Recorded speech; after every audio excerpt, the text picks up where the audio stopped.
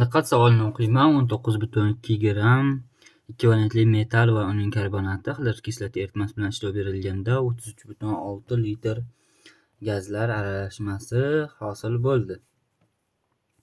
Olingan gazlar aralashmasi yondirib, suv bug'lari kondensatlanganda gaz hajmi 2,24 litrga teng bo'ldi. Dastlabki aralashmadagi oddiy modda aniqlaymiz. Demak, metall karbonatiga xlor kislota ta'sir ettirganimizda quyidagi reaksiya sodir bo'ladi, ya'ni metall xloridi, karbonat angidrid, suv. Metallga xlor kislota ta'sir ettirsak esa metall xloridi bilan vodorod.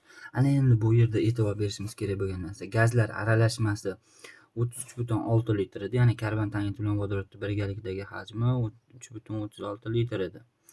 Lekin yondirildi deyapti. Bu yerda yonadigan modda faqat vodorod, karbonat angidrid yonmaydi. Yondirilganda gaz hajmi 2,24 litrga teng bo'ldi. Suv bug'i kondensatlangandan so'ng. Demak, 3,36 litr umumiy hajmdan 2,24 litr karbonat angidrid bo'lsa, ayirib tashlasak 1,12 litr bu vodorodga qoladi.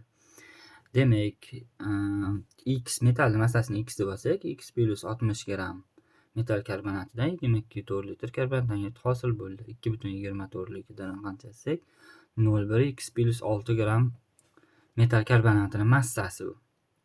Endi X gramm metaldan 22,4 litr vodorod gazi ajralsa, 1,12 litr vodorod necha gramm metalldan ajraladi? 0,05 X. Bizda ikkalasini umumiy massasi berilgan, ya'ni 0,1 X plus 6 grammga 0,05 ni qo'shsak 19,2. Bu tenglamani ishlaydigan bo'lsak, X 88. Bu metalning molyar massasi.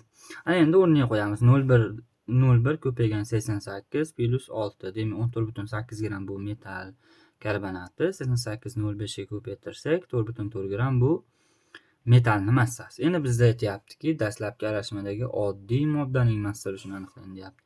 Oddiy moddamiz bizda 4,4 gramm, umumiy massamiz esa 19,2 gramm topsak, 4,4 taqsim 19,2, ikkosini ham 0,4 ga bo'lib yuborsak, 11 taqsim 48 degan javob bo'ladi.